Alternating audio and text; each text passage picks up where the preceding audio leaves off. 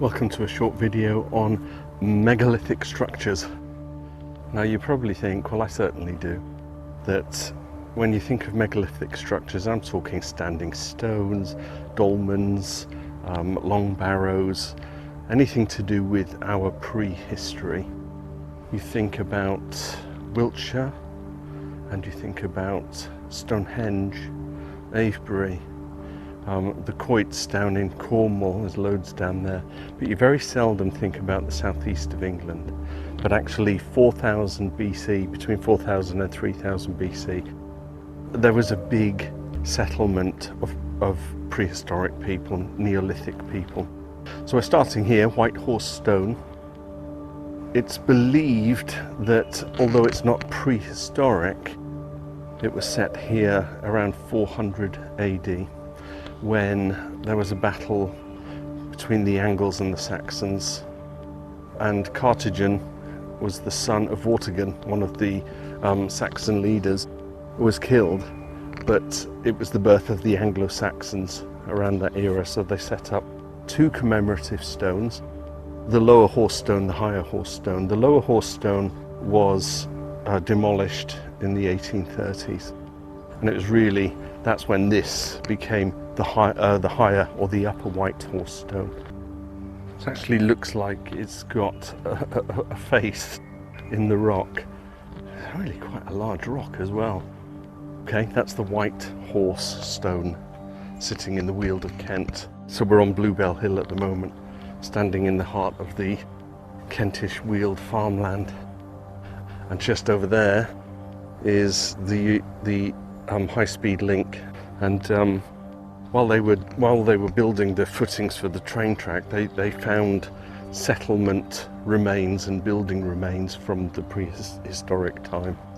So actually this part of Kent is littered with megalithic structures. Let's go and find another one. Wow, will you just look at this? That's the Weald of Kent. And this is Kit Coty's house. The visible remains of Kit's Coty, part of a rectangular stone burial chamber which once stood at the east end of a large mound or barrow. The mound was constructed by digging a quarry ditch along each side, which was since been infilled.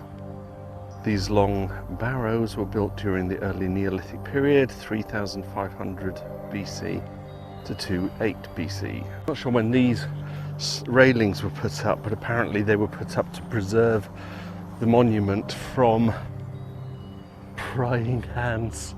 We love to touch things, don't we? Now it's got its three standing stones, and its capstone was the entrance to the burial chamber. And what you have to imagine, I think over the millennia, the ground has been excavated, it's become farmland. But in its time, the ground would have covered up over, maybe just revealing the tip of the capstone as a burial area, but certainly the entrance might have been visible, so you'd have had a mound of earth coming all the way around each side with the entrance here, but everything has been excavated over time and just leaves the capstone and the standing stones. Let's take a walk around it. I don't think my little gimbal type camera is going to do it justice in terms of size, but I can get some. Oh look, it's got some graffiti on here. 1885. I wonder if that first initial stone here in the middle was added at a later date, or if that was actually the door. Maybe people have come into the tomb through there. Astonishing. 3000 BC. They must have just had a whole bunch of men propping it up. We visualize and try and compare the engineering of our current day to what we perceive to be how they would have done it in the olden times, or the prehistoric times certainly. Because, you know, would they have had scaffolding? Would they have had winches? Would they have had ropes to pull? Would they have used ropes? Just amazing. So what I think I'll do, I'll take a couple of snaps of it from different varying angles. I'm going to try and do some jiggery-pokery with cloning out the fence, see if it's possible. It might just not work, but if I can zoom in on the software enough and try and present the structure without the fence. But it's amazing seeing something like this right on your doorstep. Fantastic. So the other place was Kit's Coty house. This is little Kit's Coty house. And it's actually also known as the Countless Stones. So we would have had a burial chamber here. And I think in the 17th century, stones were actually knocked over, which is a bit tragic. So it comprises of 20 sarsen boulders. It would have been a burial chamber, and there would have been standing stones and even a capstone.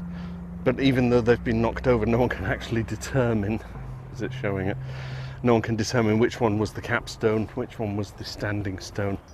But looking here, we always know, I say we always know, there's always an assumption that the biggest stone is the capstone. So, middle one, obviously if people are pushing these things over, then that would have stood up, that would have been on top of it, that would have fallen, and that would have pushed this other standing stone. So I think it's a fabulous dedication to our prehistoric history, you know, to leave these stones standing here. Little kitty cots, kitty coties. Oh, it's like a tongue twister, isn't it? Little Kit's Coty house, or the Countless Stones. I'm now in Addington village, and there's supposed to be two burial mounds, standing stones and long barrows here. One is well, they're both actually on private land. Look here, you can see one stone in the field. In fact, there's another stone there. This field here and the surrounding area, you can see the remains of some of the stones. If I can get high enough, there's one there. Am I focused on it? And there's a big one just under the tree here.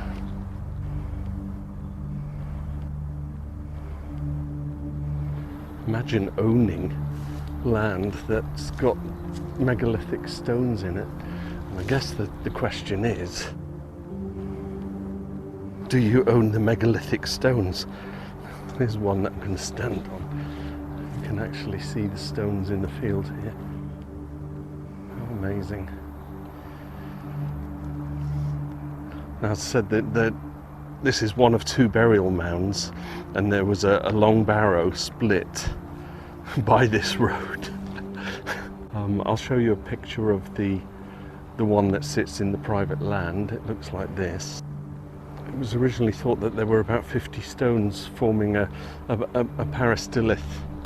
It's a word I've just learnt, which is a stone circle. And there would have been a mound about 50 metres long. The last megalithic structure I'm going to visit is Coldrum Long Barrow. Now this is supposed to be one of the best preserved. Just there, just about make some stones standing there. But I'll walk around and walk through to it. Oh, you can smell the wheat. Lovely. Sits in the Medway Valley, this rolling Kent wheeled countryside and farmland. And it's supposed to be one of the best preserved megalithic structures in Britain.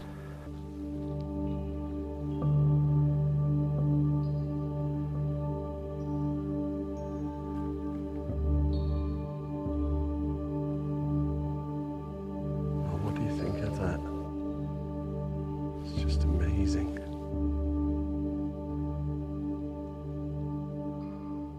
Coldrum Long Barrow. Finest and most complete of the Medway megalithic monuments. So you've got the main entrance to the chambered cairn there. This would have been a mound, again covered with earth and stretching along. It was surrounded by the sarsen standing stones, which have all toppled or fallen.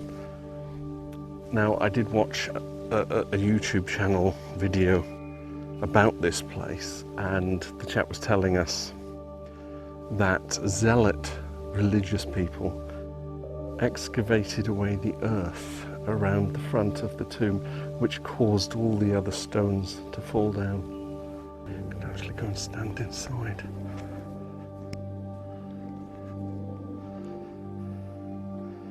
A pool stone, which would have had, you know, water baptisms, that kind of thing.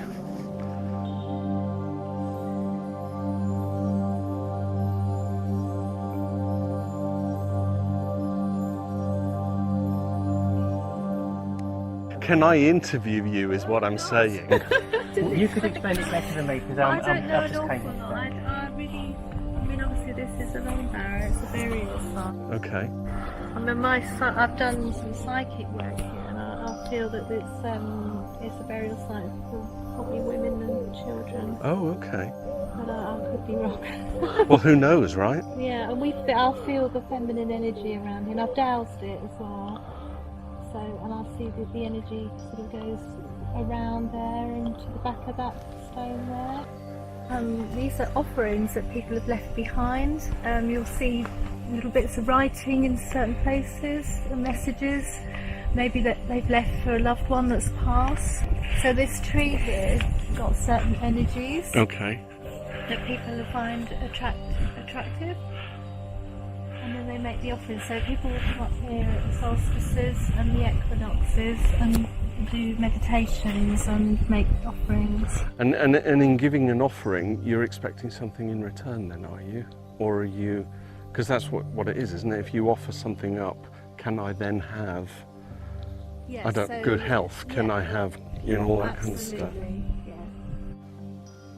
And it can be anything. I can see kind of headbands made out of twigs. There's a shell here on a ribbon. And there's some notes. flowers here on the fencing, if you notice. Oh, these are wonderful. Are they pinned in or glued in or something? Yeah. How sweet. I almost want these standing stones to be erected again and stood up, but you have to leave it, don't you? Yeah. It is what it is. The best energy is in the centre of that. If you can walk around the front and get in there, the best energy is there. You can feel you feel a very calming, nurturing, loving energy. You really feel that. You can really feel that. Feminine. Yeah. Feminine aspect. It's very peaceful and it's very quiet, and the stones are very cool to the touch. Even on this side, they're not hot. On a day like today as well. They're warm, but they're not hot, Wow. and they should be. And on the inside, the stones are very cool, and they've got a cool, calming vibration. I'm tempted. Shall I? Go on, go for it. Oh, feel how cold that is. This is life, folks. Stepping up into... Are we allowed to go in here? Yeah. It's not kind of restricted. So they would have had a capstone over the top. This would have been the entrance then. Yeah, the entrance is probably below. But that would be there to stop people going into the tomb, right? And if you stand with your back to this stone and touch the stone, you can feel the energy. Whoa. It's cool, isn't it? No, that I felt it was like electric shock then. That was bizarre. It made my arm judder. See? So yeah. You're seeing the truth, aren't they? Well, I'm not disputing it. How do they feel to you, these stones? Say if you try there, how does that feel there? That feels quite cool to me. Yeah, it doesn't feel particularly... It's not baking. I And mean, it the should- sun is on there. And it should be hot, shouldn't it? Oh, it's colder as you get down. That's the closest I've been to that. I've either stood down there or just...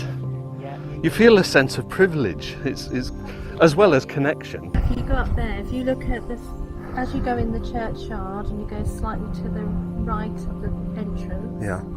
keep walking forward and you'll see some, on its foundation, some megalithic stones that it's been built on. Oh, really? Yeah, just a little strip of them. Matthew and Julie, people, they've just been telling me all about spiritual energy. Lovely to meet you both. And you too. I wasn't expecting that at all. But maybe we would expect people who come to these places because of their spirituality and their beliefs. I think it was wonderful just chatting with them, getting their take on the place. So that's it, the megalithic structures of the Medway Valley. I hope you enjoyed that. I found that fascinating. So yeah, Tudor Travels. Give it a subscribe, give it a thumbs up. I'll see you in another video.